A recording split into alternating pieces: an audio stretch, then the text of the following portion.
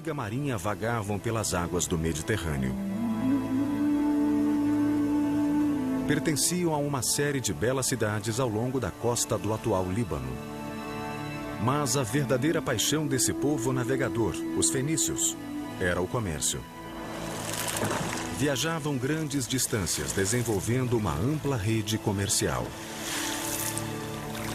Uma de suas viagens viria a mudar o curso da história, pois levaria ao surgimento de um novo e poderoso império. Aqui no litoral norte da África, descobriram um porto natural perfeito e fundaram uma colônia que chamaram de Cartago.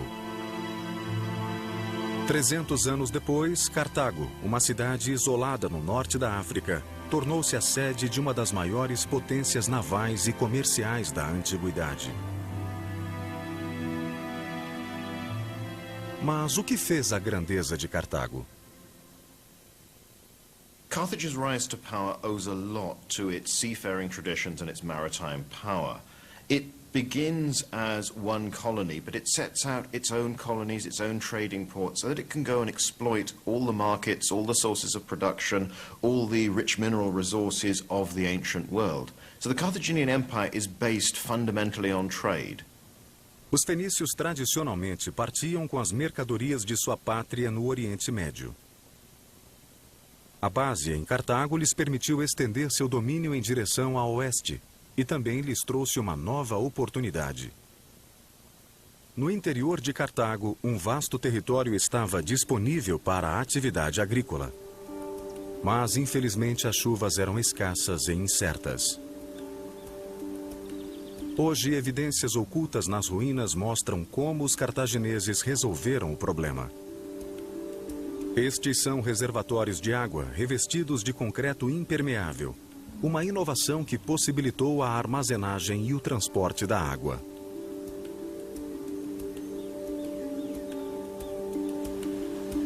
E os reservatórios foram só o começo. Os cartagineses criaram uma extensa rede de canais que levava a chuva abundante que caía no litoral até as terras áridas do interior. Isso bastou para dar vida à terra ressecada. Os cartagineses também faziam rodízio de lavouras e usavam fertilizantes. Sob esse diligente regime, as fazendas passaram a produzir abundantes colheitas. Tâmaras e romãs, uvas para o vinho e grãos como milho e trigo. As lavouras alimentavam a cidade e seu excedente financiava a expansão do comércio. Eles vendiam figos aos gregos, romãs e amêndoas aos romanos e grãos aos espanhóis. Logo, seus navios já alcançavam o oeste da África e a Grã-Bretanha.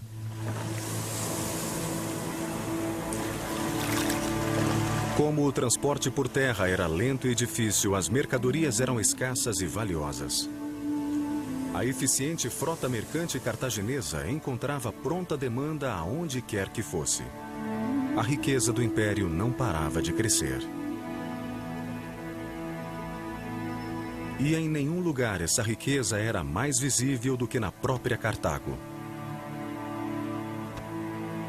Cartago era um triunfo de planejamento urbano. Contava com grandes prédios públicos, templos graciosos, notáveis bibliotecas e casas de até 6 andares com frescos e viçosos jardins.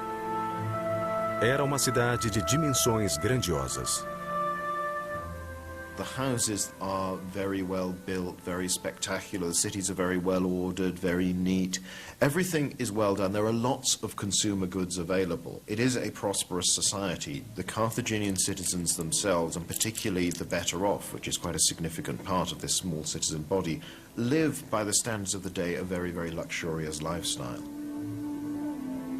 Os mercadores que geravam essa riqueza haviam herdado séculos de experiência comercial. Seus ancestrais fenícios haviam inventado uma escrita própria para registrar as transações. Um novo alfabeto. No século III a.C., as apuradas técnicas comerciais dos cartagineses haviam gerado prosperidade, mas também um novo obstáculo. Com sua riqueza exuberante e bases espalhadas pela Sicília, Espanha e o atual Marrocos, os cartagineses haviam se tornado vulneráveis a vizinhos invejosos. Por tradição, nem agressivos nem belicosos, eles passaram a buscar meios de se defender. Cartago abrigava um porto duplo, uma estrutura única e extraordinária e uma das maravilhas do mundo antigo. Havia apenas uma entrada estreita e podia ser totalmente fechada com pesadas correntes de ferro. No porto externo ficava a frota mercante. Mas o porto interno, capaz de abrigar mais de 200 navios, guardava um tipo diferente de embarcação. Com um característico esmero, os cartagineses haviam criado uma frota de guerra de primeiríssima linha. The Carthaginian navy protects Carthaginian trade, defends Carthage's dominance for centuries on end. And it does it most of the time not through fighting. It doesn't have to fight because everyone is so intimidated by it. The Carthaginians lead the world in some of the design of warships, but what's particularly innovative on their part is their method of construction. A estrutura do navio era dividida em componentes e cada parte era feita separadamente. Os trabalhadores seguiam instruções exatas. Os planos especificavam cada junta e curva. Carthaginian warships were built to a standard plan, almost like a huge model kit. You had this design and you cut out each of the individual pieces of timber. You then painted up numbers on them, instructions like cut here to shape them and also to show which one joined on to the next one. This meant that all you needed was the basic plan, and then any carpenters, any craftsmen who didn't necessarily have to be shipwrights could start producing these ships very, very quickly. Carthage was capable of building a large fleet in an incredibly short time. Essa antiga versão de uma linha de montagem moderna permitiu a Cartago ter uma esquadra insuperável.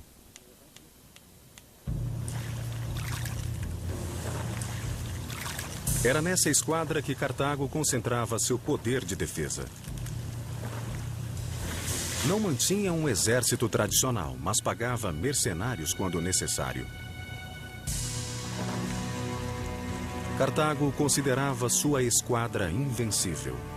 E durante séculos realmente o foi.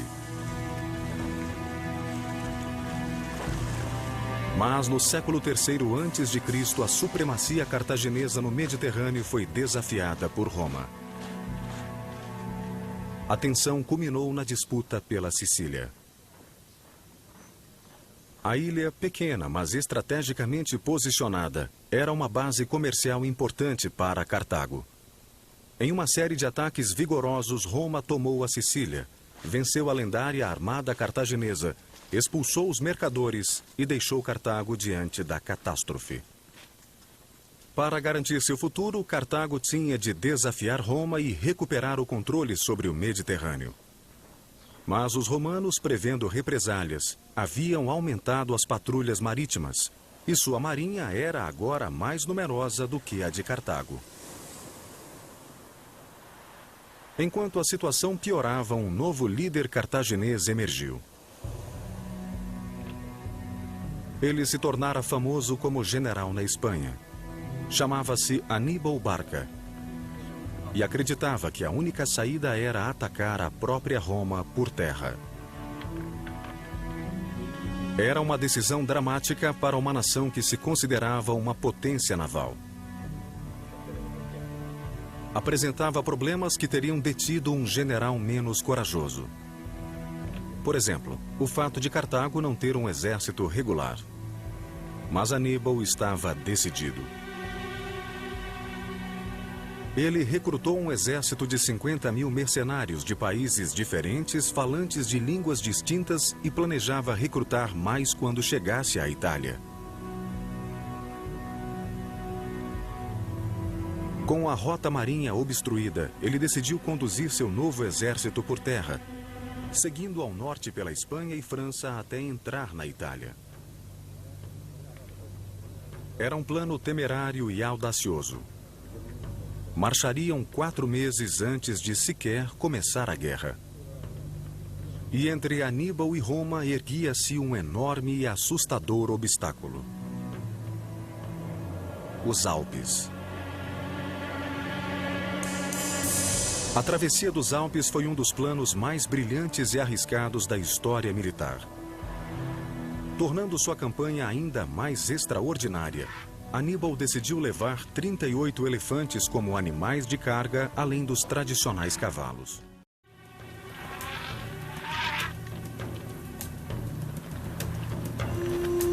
Mal haviam começado a subida quando os primeiros perigos surgiram.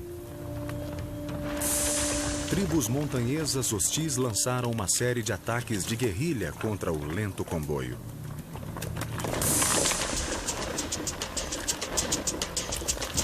Empurraram imensas pedras sobre o indefeso exército, que passava pelos estreitos caminhos entre as montanhas.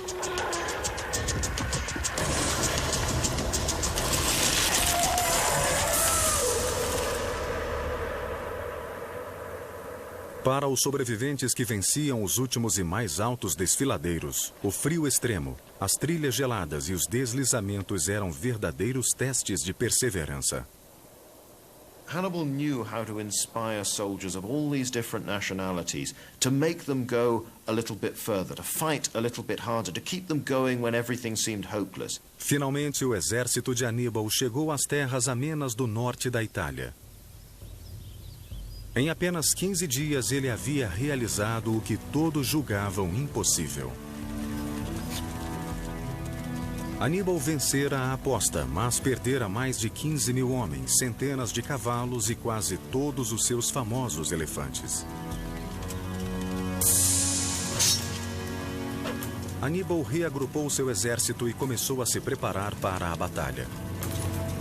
Para seu alívio, nem todos no norte da Itália eram aliados de Roma. Tribos locais desaprovavam a interferência romana e concordaram em unir forças e treinar com os homens de Aníbal. Mesmo assim, seu exército heterogêneo parecia não ser páreo para as bem treinadas e equipadas divisões romanas enviadas para combatê-lo. Mas quando os dois exércitos finalmente se encontraram na Batalha de Ticino, Aníbal surpreendeu a todos. Superou a tática dos generais romanos e conquistou uma retumbante vitória. Foi o começo de uma campanha gloriosa. Durante os 15 anos seguintes, Aníbal e seu exército de mercenários varreram a Itália, conquistando terras e glórias para Cartago enquanto Roma lutava para deter seu avanço.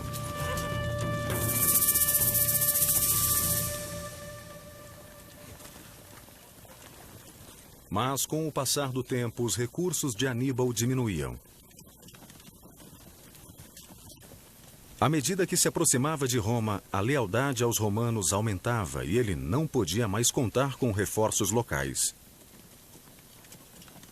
A um passo de conquistar a vitória, sua campanha começou a perder força.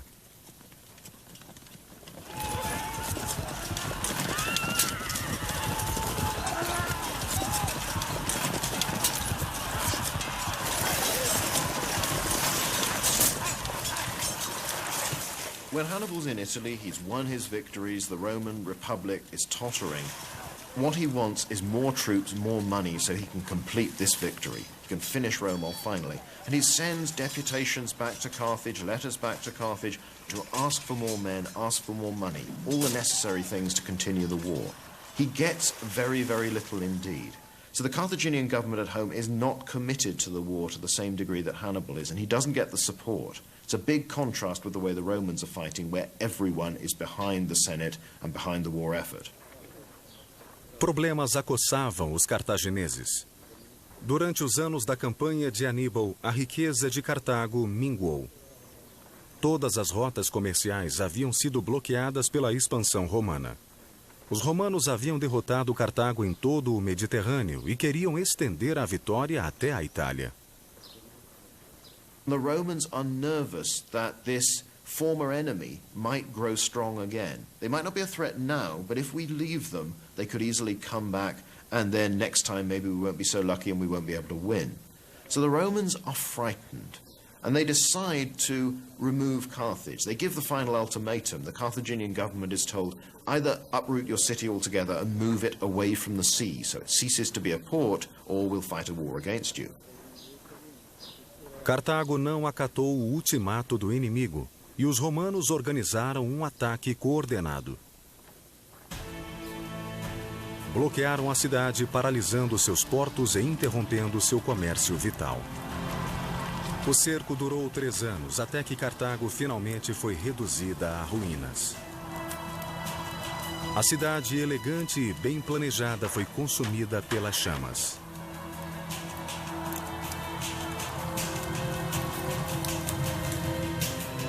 Com a destruição de seu império comercial, Cartago tornou-se apenas uma relíquia na costa da África.